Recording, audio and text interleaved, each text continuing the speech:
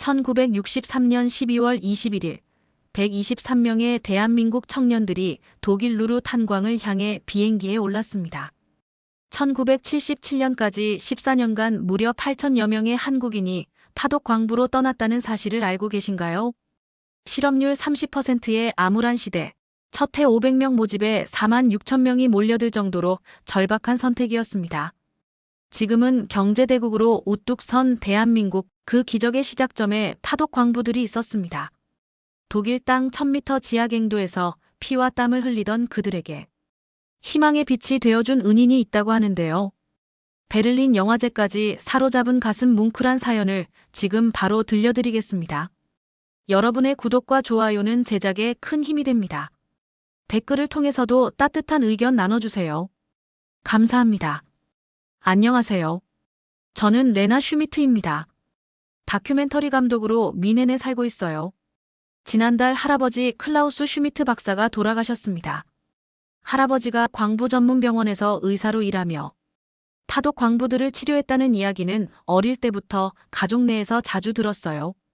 명절 때마다 할아버지는 한국인 광부들과의 추억을 조금씩 들려주셨지만 늘 겸손하셔서 자세한 이야기는 생략하시곤 했습니다.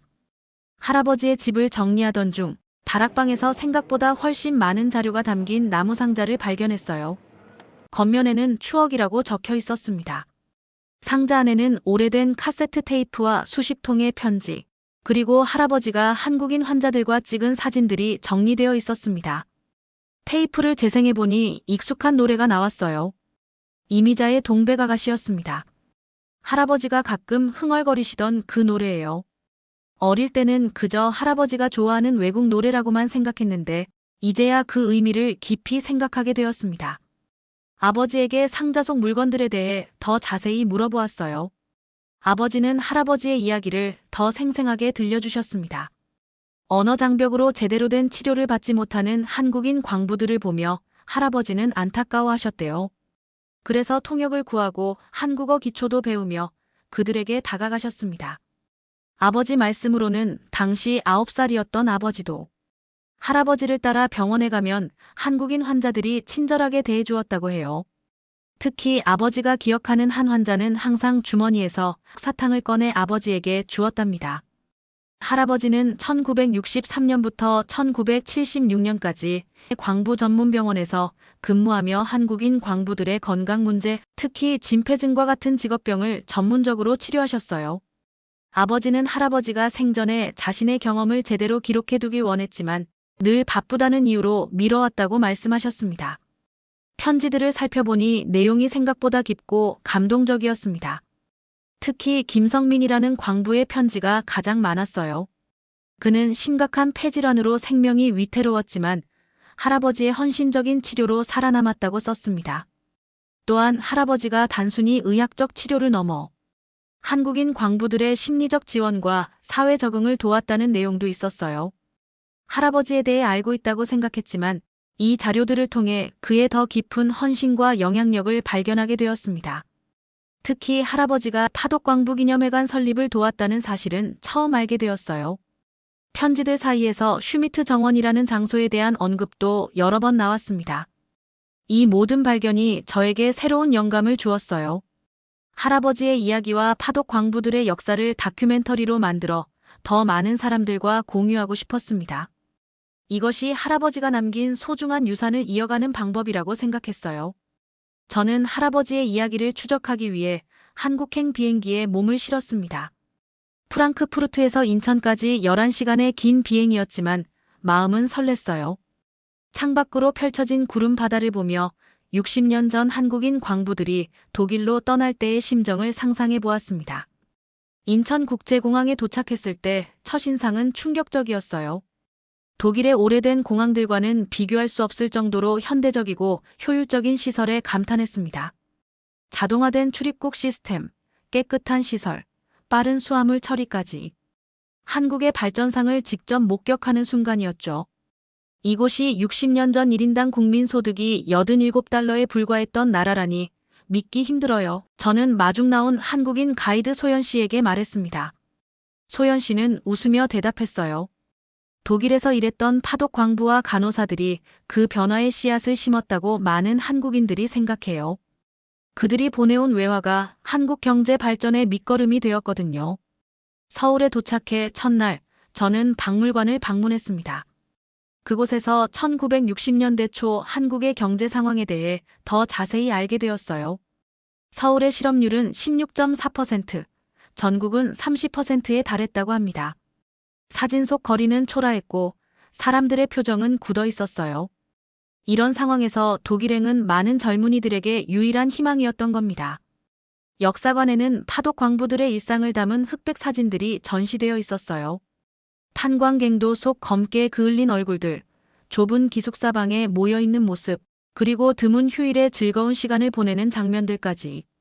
할아버지 상자에서 본 사진들과 너무나 닮아 있었습니다. 역사관의 학예사는 제게 중요한 정보를 알려주었어요. 강원도 태백에 김성민이라는 파독 광부가 살고 있다는 것이었습니다.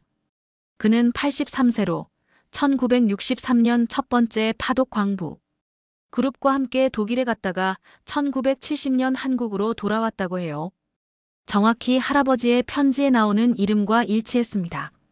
다음 날 아침, 저는 태백으로 향하는 기차에 올랐어요. 창밖으로 보이는 한국의 풍경은 점점 도시에서 산악지형으로 바뀌었습니다.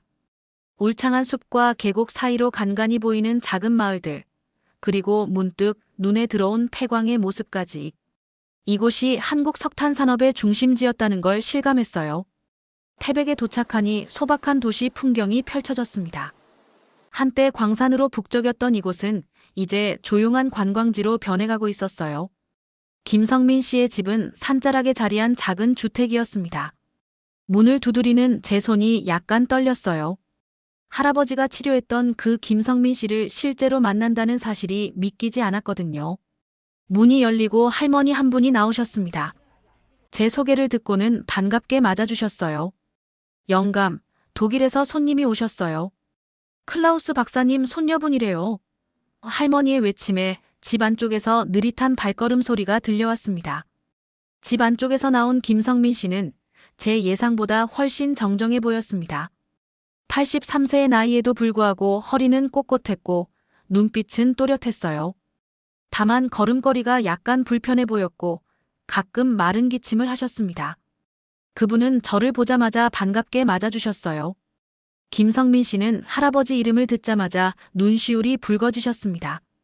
할아버지의 사진을 보여드리자 그는 오래된 친구를 만난 듯 기뻐하셨어요.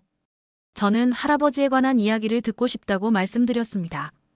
김성민 씨의 이야기는 1965년 봄으로 거슬러 올라갔어요. 당시 그는 루르 지역 탄광에서 2년째 일하고 있었습니다. 광산 내 습한 환경과 석탄 분진 때문에 그의 폐는 이미 나빠지고 있었어요. 처음에는 가벼운 기침으로 시작했지만 점점 악화되어 결국 피를 토하는 지경에 이르렀다고 합니다. SM 병원에 실려갔을 때 그는 독일어를 거의 할 줄 몰랐기 때문에 제대로 된 진단조차 받지 못했어요. 다른 의사들은 그저 약을 처방하고 쉬라는 말만 반복했습니다. 그때 할아버지를 만났다고 해요. 할아버지는 성민 씨의 상태를 보고 즉시 검사를 지시했고 통역을 구해 자세한 증상을 물어봤습니다. 결국 초기 진폐증 진단을 받고 적절한 치료를 시작할 수 있었어요. 할아버지는 이후에도 정기적으로 성민 씨를 방문해 상태를 확인하셨다고 합니다.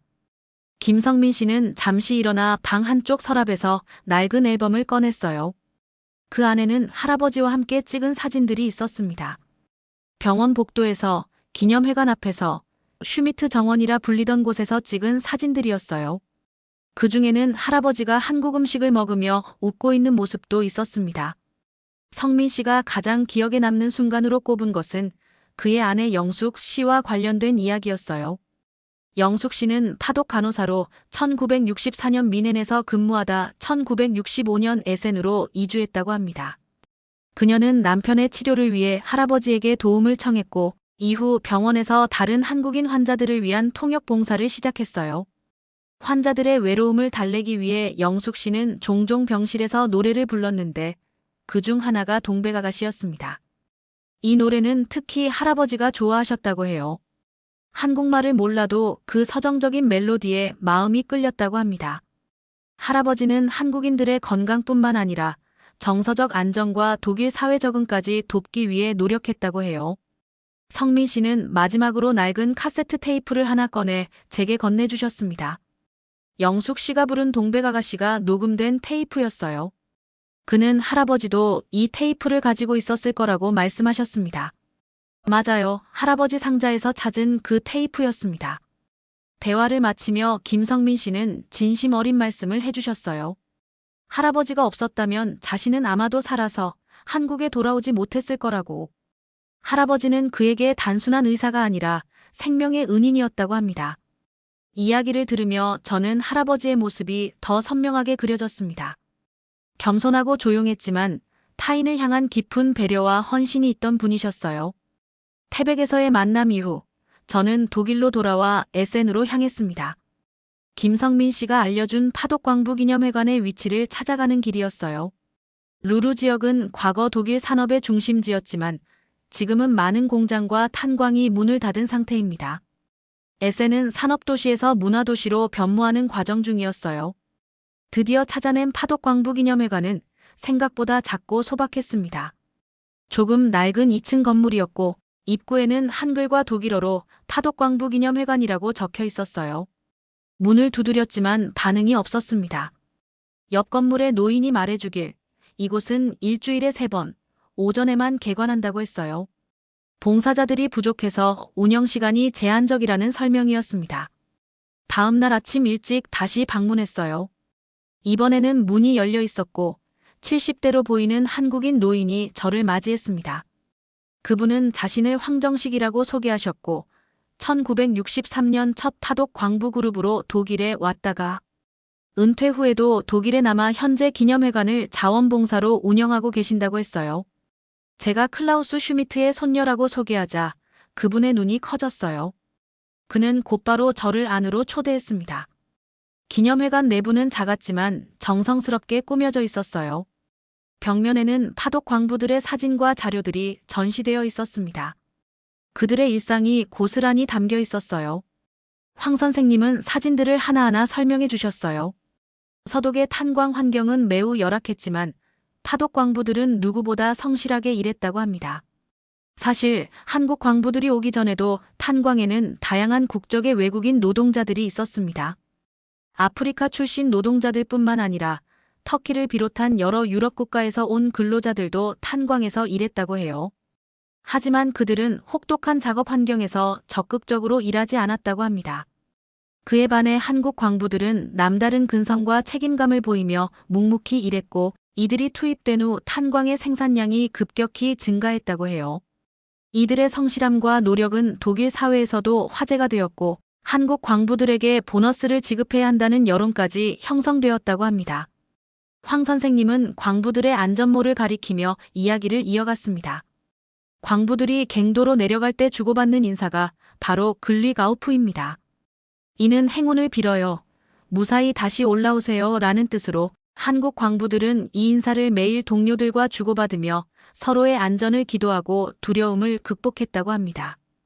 비록 낯선 땅에서의 생활과 탄광일은 고되고 위험했지만 한국 광부들에게는 서로를 챙기고 의지하는 따뜻한 정이 있었죠. 힘든 하루를 마친 뒤 함께 나누는 소박한 식사 한 끼, 때때로 터져나오는 농담과 웃음이 고된 노동 속에서도 작은 위로가 되었다며 특히 밖으로 나와서 먹는 맥주 한 잔과 소시지가 꿀맛이었다며 미소를 지으셨습니다. 놀랍게도 한쪽 벽에는 할아버지의 사진도 있었습니다. 광부병원의 은인 클라우스 슈미트 박사라는 제목 아래 할아버지가 한국인 환자들과 함께 찍은 사진이 담긴 책도 있었답니다. 황 선생님은 할아버지에 대한 기억을 들려주셨어요. 할아버지는 단순히 의사로서 환자를 치료하는 것을 넘어 그들의 삶 전체에 관심을 가지셨다고 합니다. 특히 한국 광부들의 근면성과 인내심에 깊은 감명을 받으셨다고 해요. 그들이 위험한 환경에서도 가족을 위해 묵묵히 일하는 모습이 할아버지에게 큰 존경심을 불러일으켰다고 합니다.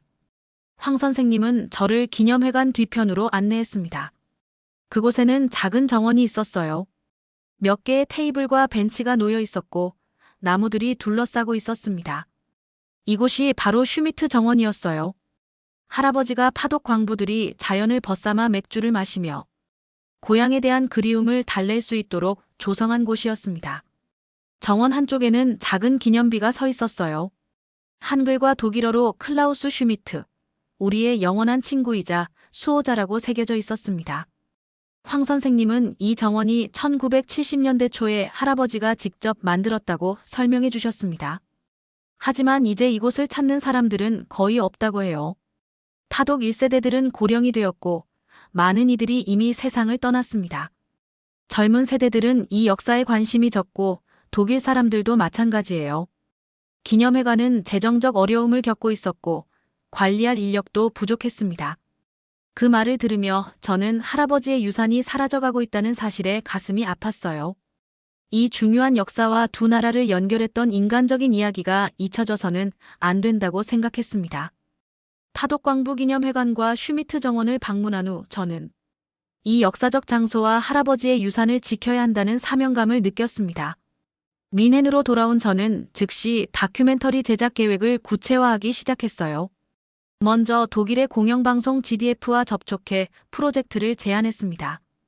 처음에는 큰 관심을 보이지 않았지만 김성민 씨와의 인터뷰 영상과 할아버지의 자료들을 보여주자 프로듀서가 흥미를 보이기 시작했어요. 다음으로는 SN시청을 찾아갔습니다. 문화유산 담당자와의 미팅에서 파독광부기념회관의 상황을 설명하고 지원을 요청했어요. 담당자는 솔직히 이 장소의 존재조차 잘 몰랐다고 했습니다. 그만큼 이 역사가 독일 사회에서도 잊혀가고 있었어요. 하지만 제가 준비한 자료를 본 후에는 기념회관의 문화적 가치를 인정하며 검토해보겠다고 약속했습니다. 할아버지의 집으로 돌아가 더 많은 자료를 찾기 시작했어요. 지하실에서 오래된 의료 기록과 일기장을 발견했습니다. 일기장에는 할아버지가 한국인 환자들에 대해 세세하게 기록해둔 내용이 있었어요. 그들의 건강 상태뿐만 아니라 가족 이야기, 고향에 대한 그리움, 독일 생활의 어려움까지 기록되어 있었습니다. 특히 눈에 띄었던 것은 1968년 12월의 기록이었어요. 할아버지는 한국인 광부들이 크리스마스에 더욱 외로움을 느낀다는 사실을 알고 병원 구내식당에서 작은 파티를 열었다고 합니다. 환자들과 그들의 가족, 그리고 주변의 한국인 광부들을 모두 초대했다고 했어요. 그 모임이 나중에 정기적인 행사가 되었고 결국 커뮤니티 센터를 만드는 아이디어로 발전했다는 내용이었습니다. 이런 자료들을 정리하며 저는 할아버지의 깊은 인간애에 다시 한번 감동했어요. 제가 알던 조용하고 말수 적은 할아버지 뒤에는 이렇게 따뜻한 마음이 있었던 겁니다. 그분의 이야기를 세상에 알려야겠다는 결심이 더욱 굳어졌습니다. 캠페인을 본격화하기 위해 저는 소셜미디어 페이지를 만들었어요. 슈미트 정원 되살리기라는 제목으로 페이지를 개설하고 할아버지와 파독 광부들의 이야기를 공유하기 시작했습니다. 처음에는 반응이 미미했지만 한 독일 역사 블로거가 이 페이지를 공유하면서 조금씩 관심이 높아지기 시작했어요. 지역신문에서도 이 이야기에 관심을 보였습니다. 기자가 저를 인터뷰하고 기념회관을 방문했어요. 그리고 다음 주 일요판에 잊혀진 SN의 한국 역사라는 제목의 기사가 실렸습니다. 기사에는 할아버지의 사진과 함께 파독 광부들의 이야기, 그리고 현재 기념회관이 처한 어려움이 상세히 소개되었어요. 이 기사가 예상보다 큰 반향을 일으켰고 다큐멘터리 제작에도 속도가 붙기 시작했습니다. 6개월 동안의 촬영과 편집 끝에 저는 마침내 동백아가씨, 슈미트 박사의 유산이라는 제목의 90분짜리 다큐멘터리를 완성했어요.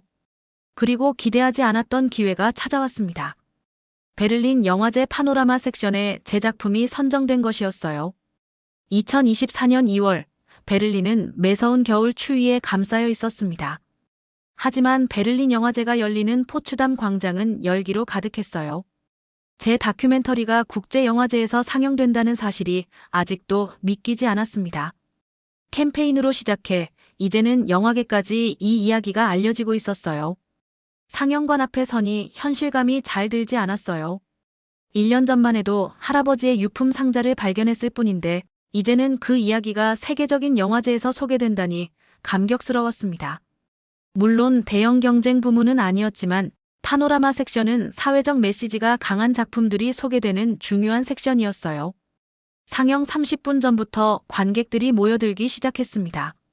예상보다 많은 사람들이 줄을 서서 기다리고 있었어요. 놀랍게도 한국인 관객들도 꽤 보였습니다. 베를린에 거주하는 한인 커뮤니티에서 소식을 듣고 온 것 같았어요. 무엇보다 기뻤던 것은 황정식 선생님을 포함한 몇몇 파독 출신 노인들이 버스를 타고 와주셨다는 점이었습니다. 영화가 시작되고 첫 장면에서 할아버지의 흑백 사진이 나타났습니다. 그리고 동백아가씨의 멜로디가 흐르기 시작했어요. 다큐멘터리는 파독 광부들의 선발 과정부터 이야기를 풀어갔습니다. 1963년 첫 번째 파독 광부 모집에서 500명, 정원에 약 4만 6천 명이 지원했다는 충격적인 사실, 92대 1의 경쟁률이었어요.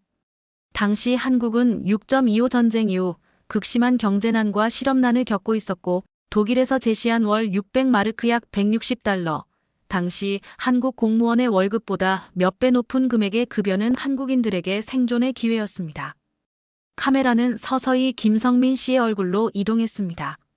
그는 조용한 목소리로 말했어요. 지원자의 대부분은 광산 노동 경험이 없는 초심자였으며 독일 도착 후 광산학교에서 겨우 몇 주간의 짧은 교육을 받고 바로 탄광에 배치되었다고요. 협소하고 위험한 갱도에서의 작업, 강도 높은 노동, 언어 장벽 등으로 인해 부상을 입거나 건강을 해치는 경우가 많았고 퇴직 후에도 후유증을 겪은 사례가 많았다고 합니다. 스크린에는 실제 파독 광부들의 모습을 담은 흑백 영상이 나왔어요. 1000m 지하 갱도에서 석탄을 캐는 모습, 온몸이 석탄 가루로 뒤덮인 채 기숙사로 돌아오는 모습, 그리고 숙소의 좁은 방에서 여럿이 모여 고향의 노래를 부르는 장면들이었습니다. 황정식 선생님의 인터뷰에서는 진폐증으로 고통받는 동료들을 위해 할아버지가 어떻게 헌신적으로 치료해 주셨는지 이야기했어요. 특히 감동적이었던 부분은 할아버지가 병원 응급실에서 한국인 환자를 진료하기 위해 한국어 구급의학 용어집을 직접 만들었다는 이야기였습니다. 그 용어집의 첫 페이지에는 한글로 아프세요? 라고 쓰여 있었어요. 이 장면에서 관객석에서 작은 훌쩍임이 들리기 시작했습니다. 90분의 러닝타임 동안 관객들은 매우 집중해서 영화를 봐주었어요. 김성민 씨의 인터뷰 장면에서는 작은 훌쩍임이 들리기도 했고 광장에서의 즉흥 공연 장면에서는 따뜻한 박수가 터져나왔습니다. 영화의 마지막 장면 슈미트 정원의 모습과 함께 김성민 씨의 영상 메시지가 나올 때는 모두가 숙연해졌어요. 상영이 끝나고 불이 켜지자 관객들은 길게 박수를 보내주었습니다. 질의응답 시간에서 많은 질문이 이어졌어요. 대부분은 파독 광부들의 역사와 할아버지에 관한 것이었지만 현재 기념회관의 상황에 대한 질문도 많았습니다. 한 독일인 관객은 이렇게 중요한 역사가 잊혀가고 있다는 사실에 충격을 받았다고 했어요. 특히 감동적이었던 순간은 황정식 선생님이 관객석에서 일어나 직접 파독 광부로서의 경험을 나눠주셨을 때였습니다. 그는 광부들이 겪었던 고통뿐만 아니라 그들이 한국의 가족들에게 보낸 외화가 어떻게 국가 재건에 기여했는지도 설명했어요. 우리는 지금 세계적인 경제 강국이 된 대한민국의 초석을 놓은 사람들입니다. 하지만 그 과정에서 많은 동료들이 목숨을 잃거나 건강을 해쳤습니다. 이 역사가 잊혀지지 않기를 바랍니다. 그의 진솔한 이야기에 모두가 깊이 공감했어요. 마지막으로 시장이 발언권을 얻어 기념회관 보존과 확장을 위한 시의 지원을 약속했습니다. 그 순간 객석에서 큰 박수가 터져나왔어요. 영화제 이후 예상보다 많은 관심이 이어졌습니다. 몇몇 언론에서 인터뷰 요청이 왔고 다른 영화제에서도 초청을 받았어요. 뜻밖에도 한국의 방송사에서도 연락이 왔습니다. 파독 광부의 역사를 다루는 다큐멘터리 시리즈를 준비 중인데 제 영화의 일부를 사용하고 싶다는 요청이었어요. 이 모든 관심은 제게도 신선한 경험이었지만 무엇보다 중요한 것은 할아버지의 이야기와 파독 광부들의 역사가 더 많은 사람들에게 알려진다는 사실이었습니다. 영화제의 성공에 힘입어 이제 저는 광장에서 특별한 이벤트를 계획하기 시작했어요. 베를린 영화제의 반향이 아직 가시지 않았을 때 저는 다큐멘터리의 마지막 촬영을 위해 좀 더 특별한 방법으로 사람들의 관심을 끌고 싶었습니다. 소셜미디어 캠페인과 신문 기사만으로는 부족하다고 느꼈어요. 무언가 더 직접적이고 감동적인 방법이 필요했습니다. 어느 날 밤 할아버지의 녹음 테이프를 다시 들으며 아이디어가 떠올랐어요. 동백아가씨의 멜로디가 흘러나오는 동안 저는 중심 광장에서 이 노래를 부르면 어떨까 하는 생각이 들었습니다. 다소 무모한 계획일 수도 있었지만 용기를 내기로 했어요. 독일어와 한국어로 노래를 부를 수 있도록 준비했어요. 친구인 마르쿠스는 기타 반주를 도와주기로 했고 제작팀은 이 모든 과정을 촬영하기로 했습니다. 5월의 따뜻한 토요일 오후, 저는 중심 광장인 캔네디 플라츠에 작은 의자와 마이크를 설치했어요. 가슴이 두근거렸지만 할아버지의 용기를 생각하며 시작했습니다. 마르쿠스가 기타를 연주하기 시작했고 저는 동백아가씨를 한국어로 부르기 시작했어요. 처음에는 몇몇 지나가는 사람들만 호기심 어린 눈으로 저를 바라보았습니다. 그들에게는 낯선 언어와 멜로디였을 테니까요. 하지만 점차 사람들이 모여들기 시작했어요. 제 소셜 미디어를 통해 이 행사를 알린 덕분에 몇몇 파독 출신 노인들도 자리에 함께했습니다. 두 번째 후렴구에 접어들 무렵 놀라운 일이 일어났어요. 한 노인이 떨리는 목소리로 제 노래에 합류하기 시작한 것입니다. 그는 황정식 선생님이었습니다. 기념회관에서 만났던 그분이 다른 파독 출신 노인들과 함께 오신 거였어요. 그들은 고향을 떠나 60년이 지났지만 여전히 동백아가씨의 가사를 정확히 기억하고 있었습니다. 점점 더 많은 한국인 노인들이 노래에 참여했어요. 그들의 목소리는 떨렸지만 가슴에서 우러나오는 진정성이 담겨 있었습니다. 광장에 모인 독일 사람들은 처음에는 어리둥절한 표정이었지만 곧 그 감동적인 순간을 함께 느끼기 시작했어요. 몇몇은 휴대폰으로 이 장면을 촬영하기도 했습니다. 노래가 끝난 후 저는 마이크를 통해 파독 광부들의 이야기와 할아버지의 이야기를 간략하게 설명했어요. 그리고 위기에 처한 기념회관에 대해서도 언급했습니다. 사람들은 진지하게 경청했고 몇몇은 직접 후원 방법을 물어보기도 했어요. 그날의 즉흥 공연은 제 예상보다 훨씬 큰 반향을 일으켰습니다. 누군가가 올린 영상이 지역 SNS에서 화제가 되었고 시의원 한 명이 직접 연락해와서 기념회관 문제에 관심을 보이기도 했어요. 무엇보다 감동적이었던 것은 공연 후 파독 출신 노인들의 표정이었습니다. 오랜만에 자신들의 이야기가 주목받는 것에 대한 기쁨과 감사함이 역력했어요. 황정식 선생님은 제 손을 꼭 잡으며 말씀하셨습니다. 60년 만에 이 광장에서 다시 우리의 노래를 듣게 될 줄은 몰랐다고요. 그 말씀에 저도 눈시울이 붉어졌습니다. 이것이 바로 할아버지가 바라셨던 일이라는 확신이 들었어요. 서로 다른 문화와 역사를 가진 사람들이 음악을 통해 하나가 되는 순간이었습니다. 이 광장에서의 노래는 제 다큐멘터리의 마지막 장면이 되었고 이 영상이 베를린 영화제에서 가장 큰 박수를 받았던 부분이기도 했습니다. 작은 행동이었지만 이것이 파독 광부들의 역사를 알리고 기념회관을 살리는 첫걸음이 되길 바랐어요. 파독 광부 기념회관에서는 작은 기념 행사가 열렸습니다. 파독 60주년이 지난 해였지만 당시 행사들은 대부분 공식적이고 형식적인 자리였기에 실제 파독 광부들의 일상과 역사가 남아있는 이곳은 크게 주목받지 못했어요. 하지만 오늘은 달랐습니다. 제 다큐멘터리의 성공에 힘입어 이제 막 첫걸음을 떼는 작은 변화의 바람이 불고 있었어요. 새롭게 단장된 슈미트 정원에는 30여 명의 사람들이 모였습니다. 많은 숫자는 아니었지만 황 선생님 말씀으로는 지난 몇 년간 가장 많은 방문객이라고 했어요. 봄의 시작을 알리는 따스한 햇살 아래 파독 출신 노인들과 그 가족들, 그리고 관심을 가진 지역 주민들이 자리를 함께했습니다. 특별히 이날을 위해 한국에서 온 손님이 있었습니다. 김성민 씨는 83세의 고령에도 불구하고 긴 비행을 견디고 독일을 다시 찾아주셨어요. 그의 곁에는 파독 간호사 출신의 몇몇 노인들도 함께했습니다. 그들의 얼굴에는 60년 전의 기억과 감회가 서려 있었어요. 시 문화국장은 환영사에서 파독 광부와 간호사들의 공헌을 치하했습니다. 작년 파독 60주년 행사가 있었음에도 이처럼 실제 역사가 담긴 장소들은 여전히 충분한 관심과 지원을 받지 못하고 있다는 현실을 인정했어요. 앞으로는 더 많은 관심과 실질적인 지원을 약속했지만 모두가 알고 있었습니다. 아직 갈 길이 멀다는 것을요. 행사장 한쪽에는 작은 전시회가 마련되었습니다.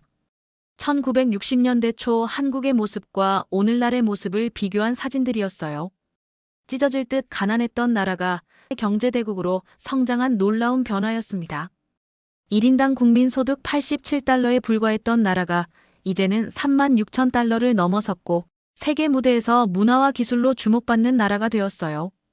김성민 씨는 떨리는 목소리로 소감을 나누었습니다. 60년 전 그와 동료들이 독일로 떠날 때는 단 하나의 목표가 있었다고 해요.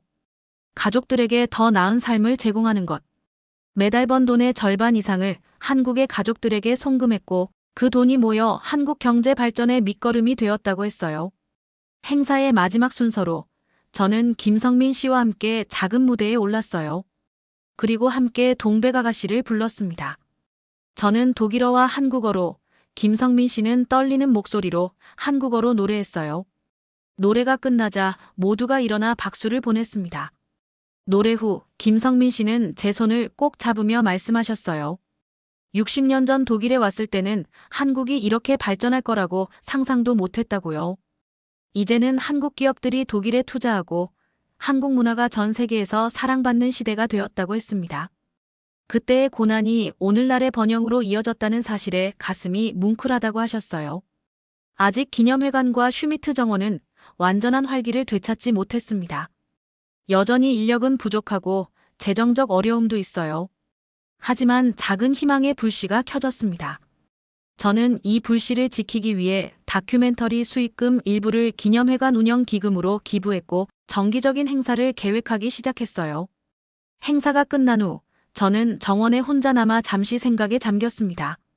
파독 60주년이 지났음에도 여전히 많은 사람들은 이 역사를 모르고 있고 기념회관 같은 중요한 장소들은 관심 부족으로 어려움을 겪고 있었어요. 하지만 그럼에도 불구하고 이 이야기를 알게 된 사람들의 마음속에는 작은 변화가 시작되고 있었습니다. 할아버지의 작은 친절과 배려가 세대를 넘어 계속해서 기억되길 바라며 저는 이 여정이 여기서 끝나지 않을 것이라고 다짐했어요. 오늘의 사연은 여기까지입니다.